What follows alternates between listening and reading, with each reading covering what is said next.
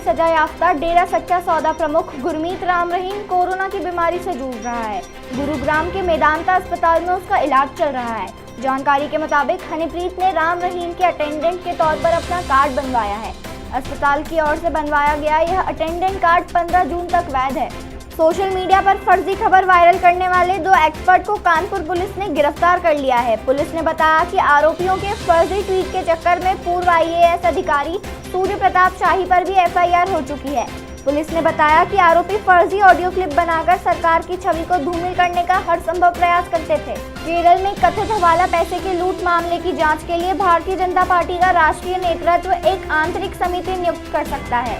स्वतंत्र समिति के गठन को लेकर राष्ट्रीय नेतृत्व व प्रदेश प्रभारी से चर्चा चल रही है। इस समिति में E Sreedharan, retire IPS Jacob Thomas और रिटायर IAS CV अनादा बोस शामिल हो सकते हैं। बिहार के मुजफ्फरनगर में जनता दल नेता की बर्बरता सामने आई है। औरई थाना पुलिस ने पार्टी के नेता मोहम्मद गजनफर को मारपीट के मामले में गिरफ्तार किया है। जानकारी के मुताबिक नेता ने 3 लोगों की बेरहमी से पिटाई की है और साथ ही 2 लोगों के नाखून तक उखाड़ने का आरोप है। गांधी मेडिकल कॉलेज भोपाल समेत प्रदेश के 6 मेडिकल कॉलेजों में चल रही जूनियर डॉक्टरों की हड़ताल खत्म हो गई है। रविवार और सोमवार की दरमियानी रात 2 बजे मंत्री से मुलाकात के बाद जूड़ा ने हड़ताल खत्म करने का निर्णय लिया है। जूड़ा के state president doctor Arvind Meena ने हड़ताल खत्म करने की पुष्टि की है। ब्राजील सरकार ने कोरोना महामारी के बीच कोवैक्सीन के आयात प्रस्ताव को मंजूरी दे दी है। उम्मीद लगाई जा रही है कि मंजूरी के बाद भारत बायोटेक कंपनी पहली खेप के तौर पर कोवैक्सीन के करीब 40 लाख डोज ब्राजील सरकार को दे सकती है। यह जानकारी ब्राजील की नेशनल हेल्थ सर्विलेंस एजेंसी ने दी है। G7 देशों के वित्त मंत्रियों की लंदन में हुई बैठक में इस बात पर सहमति बनी है कि कंपनियों को उन्हीं देशों में टैक्स देना होगा जहां वे कारोबार करती हैं। दरअसल टैक्स कानूनों का फायदा उठाकर कई कंपनियां ऐसे देशों में मुनाफा दिखा देती हैं जहां उन्हें कम टैक्स देना पड़ता है। इसके अलावा बैठक में न्यूनतम 15% कॉर्पोरेट टैक्स पर भी सहमति बनी है।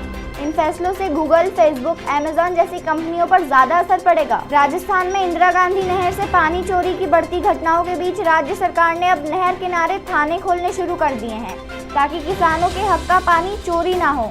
पहला थाना बीकानेर संभाग के हनुमानगढ़ स्थित नोहर में खोला जा रहा है। यहाँ 60 पुलिसकर्मियों का स्टाफ न सिर्फ नहर बल्कि भादरा समेत आसपास के इलाकों में भी पानी चोरी की घटनाओं पर तुरंत कार्रवाई करेंगे। पूर्व केंद्रीय मंत्री जितेंद्र का कोरोना प्रोटोकॉल चर्चा में है। वे कोरोना गाइडलाइन का पूरा ध्यान रख रहे हैं। अकेले कार में चलते हैं, PA भी दूसरी गाड़ी में आते हैं।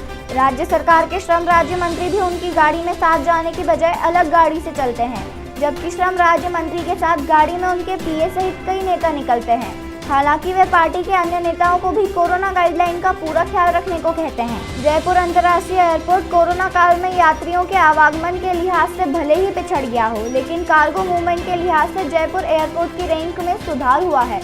वित्त वर्ष 2020-21 में जयपुर एयरपोर्ट से कुल 13,336 मीट्रिक टन कार्गो का परिवहन किया गया है। इस तरह कार्गो परिवहन के मामले में जयपुर एयरपोर्ट देश में 12वें स्थान पर रहा है। कोरोना की तीसरी लहर की आशंका को देखते हुए मध्य प्रदेश में अगस्त के पहले सरकारी प्राइवेट स्कूल खुलने के आसार नहीं है।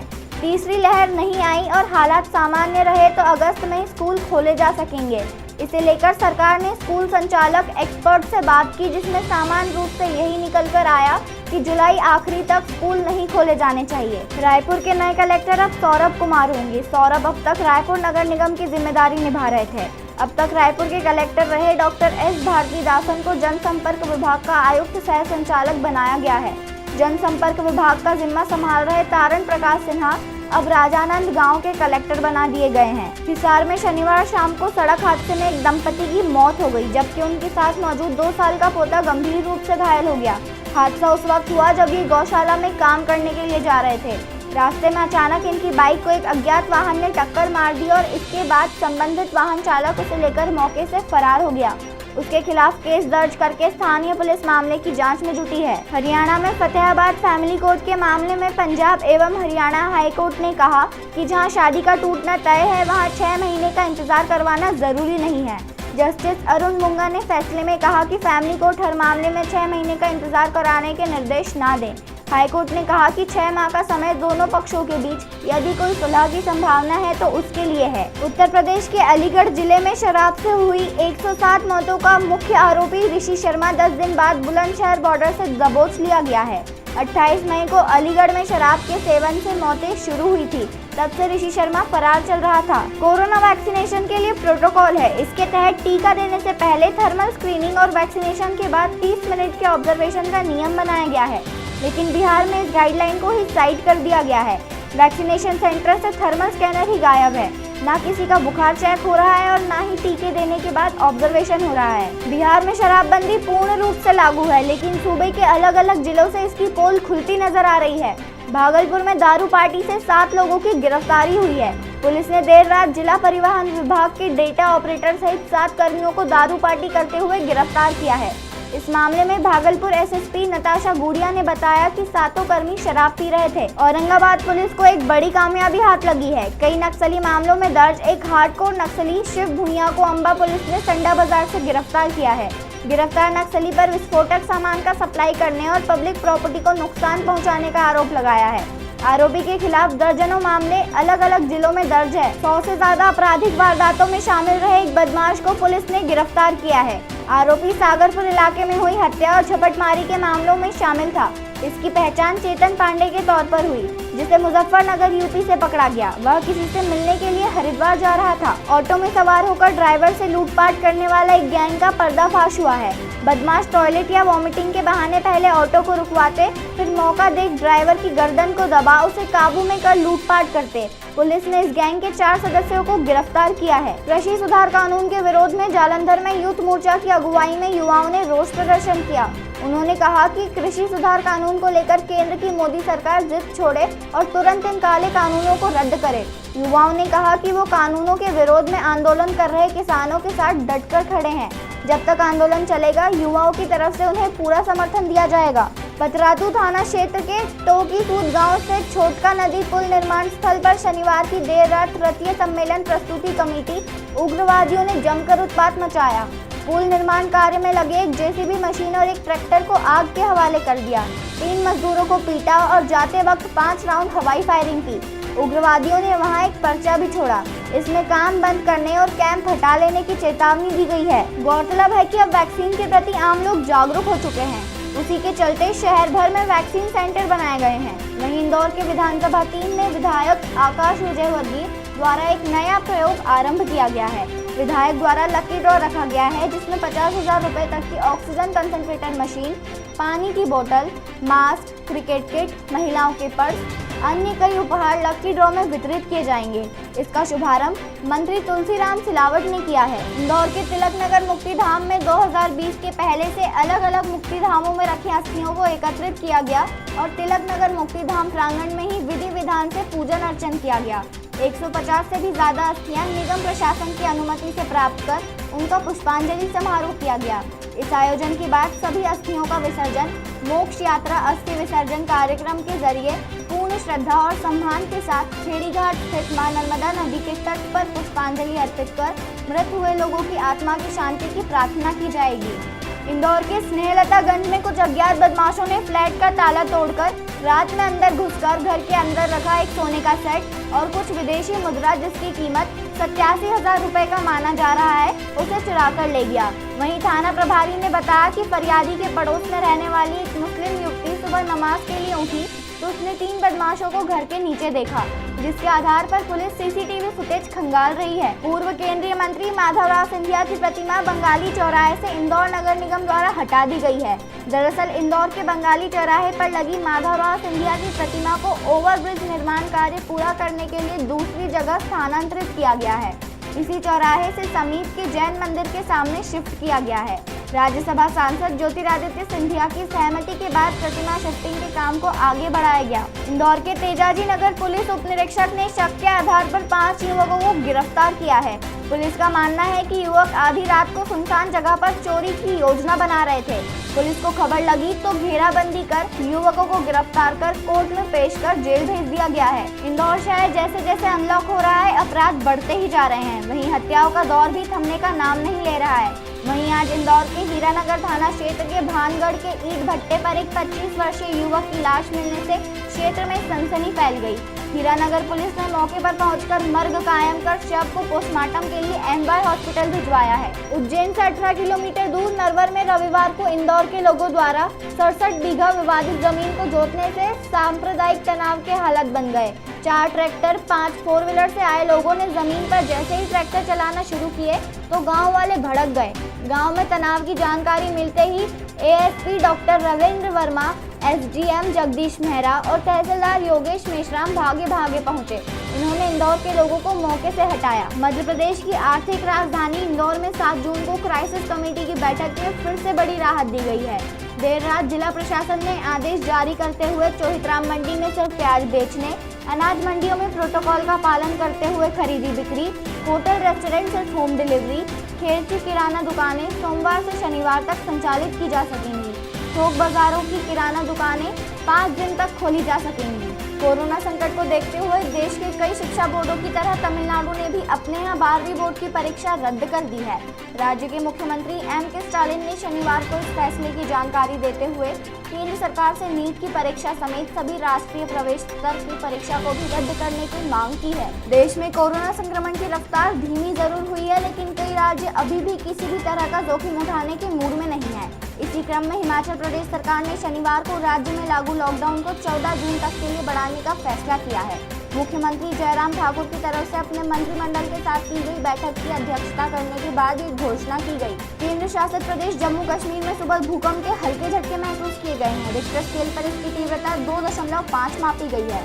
फिलहाल इससे किसी भी तरह का जान माल का नुकसान नहीं हुआ है। पश्चिम बंगाल में विधानसभा चुनाव के नतीजे आए महीने भर से ज्यादा बीत गए हैं, लेकिन यहाँ हिंसा का दौर थमने का नाम नहीं ले रहा है।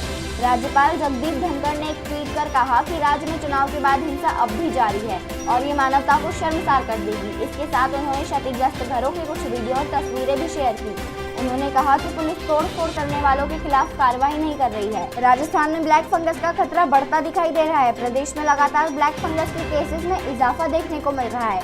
आलम यह है कि 8 दिन के भीतर ही 1660 मरीज बढ़ गए हैं।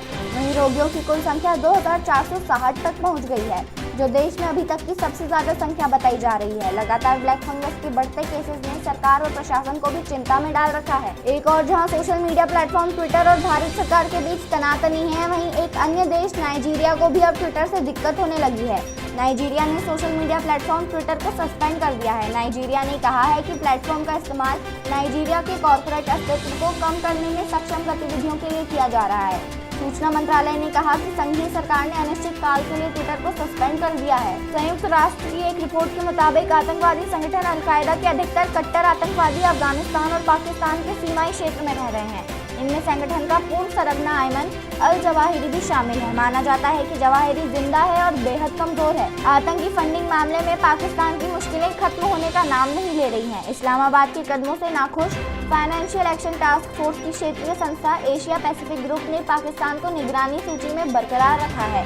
आतंकवाद को बढ़ावा देने को लेकर पाकिस्तान को वैश्विक संस्था FATF की ग्रे लिस्ट में रखा गया है। ईरान की सीमा पर पाकिस्तान ने बाड़ लगाने का फैसला किया है। यह जानकारी गृह मंत्री शेख राशिद ने दी। एक वीडियो मैसेज जारी कर उन्होंने बताया कि आतंकवाद और घुसपैठ की गतिविधियों पर रोक लगाने के लिए पाक सरकार ईरानी सीमा को घेर देगी। पाकिस्तान ईरान के साथ लगी 909 किलोमीटर की सीमा पर बाड़ लगाने का काम भी शुरू कर चुका है। चीन वुहान लैब और कोरोना वायरस को लेकर अमेरिका के शीर्ष स्वास्थ्य विशेषज्ञ डॉक्टर एंथनी फॉसी के हजारों निजी ईमेल के सामने आने के बाद चीन की ओर से पहली प्रतिक्रिया सामने आई है।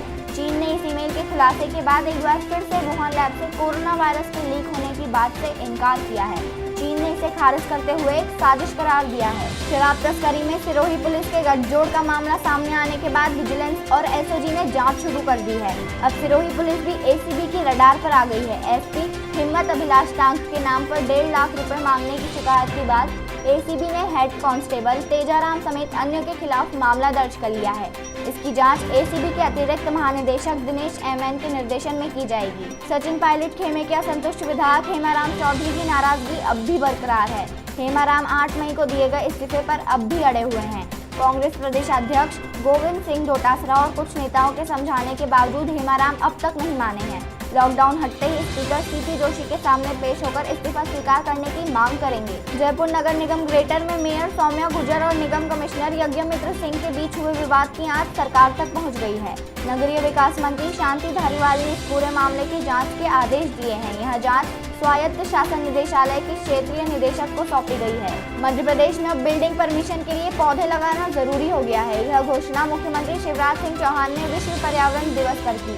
प्रधानमंत्री आवास सहित सभी तरह की योजनाओं के तहत बनने वाले मकानों पर भी अब यह आदेश लागू होगा। किसान आंदोलन दोबारा तेज होने की आहट के बीच प्रदेश सरकार ने प्रशासनिक सचिवों को फील्ड में उतारने का निर्णय लिया है। ये अफसर 7 से 9 जून तक सरकार द्वारा अलॉट किए जिलों में डेरा डालेंगे। इन्हें शहर व गाँव में जाना होगा। सबसे बड़ी जिम्मेदारी प्रगतिशील किसानों से संपर्क करना है। इसके चलते मंत्रिमंडल की बैठक भी टाली गई है। यह 8 की बजाय 15 जून को होगी। छत्तीसगढ़ कांग्रेस ने पेट्रोल, डीजल और घरेलू गैस की बढ़ती कीमतों को लेकर एक बार फिर केंद्र सरकार के खिलाफ मोर्चा खोल दिया है। शनिवार को प्रदेश कांग्रेस अध्यक्ष के निर्देश पर गरियाबंद में भी प्रदर्शन किया गया। यहां पार्टी के जिला उपाध्यक्ष सुखचंद बेसरा ने अपने गांव दरलीपारा में ही पेट्रोल, डीजल और घरेलू गैस की बढ़ती कीमतों के खिलाफ अपनी बाइक को बैलों से बांधकर खिंचवाया और केंद्र सरकार के खिलाफ जमकर नारेबाजी की। आयुष्मान खुराना की फिल्म ड्रीम गर्ल की उनकी को स्टार रिंकू सिंह निकुंभ का कोविड-19 की कॉम्प्लिकेशंस की वजह से निधन हो गया है। 25 मई को कोविड पॉजिटिव होने के बाद रिंकू को अस्पताल में भर्ती कराया गया था। पहले वह घर पर क्वारंटीन पर थी, लेकिन उनकी तबीयत में सुधार नहीं आया तो उन्हें हॉस्पिटल में भर्ती कराया गया। लेकिन अस्पताल में भर्ती कराने के बाद भी डॉक्टर्स उन्हें बचा नहीं पाए। ये रिश्ता क्या कहलाता है में नैतिक के किरदार से पॉपुलर हुए करण मेहरा और उनकी पत्नी निशा रावल के घरेलू हिंसा मामले में हर दिन नए खुलासे हो रहे हैं। निशा के बाद करण ने चौंकाने वाले आरोप लगाए हैं। उन्होंने दावा किया है कि निशा ने उनके साथ भी मारपीट की है और वे इस रिश्ते में ऐसे स्टेज पर पहुंच गए थे कि उनके मन में खुदकुशी के विचार तक आने लगे थे। पिछले काफी समय से सलमान खान और कटरीना कैफ की आने वाली फिल्म टाइगर 3 चर्चा में है। इस फिल्म की शूटिंग इसी साल मार्च में शुरू होने वाली थी। शूटिंग शुरू होने के समय पर ही कटरीना कैफ कोविड-19 पॉजिटिव हो गई थी। इसके कुछ दिनों बाद कोरोना वायरस के कारण महाराष्ट्र में लॉकडाउन लग गया। इस कारण फिल्म की शूटिंग शुरू नहीं हो पाई। अब कहा जा रहा है कि शूटिंग की अनिश्चितता को देखते हुए इसका सेट हटा दिया गया है। एथलेटिक्स फेडरेशन ऑफ इंडिया की ओर से inter state senior athletics championship 25 से 29 जून के बीच पटियाला में आयोजित की जाएगी। टोक्यो ओलंपिक से पहले एशियन मेडलिस्ट दीप्ति चंद और junior world medallist Hima Das सहित भारतीय एथलीटों के पास ओलंपिक के लिए क्वालिफाई करने का ये अंतिम मौका होगा।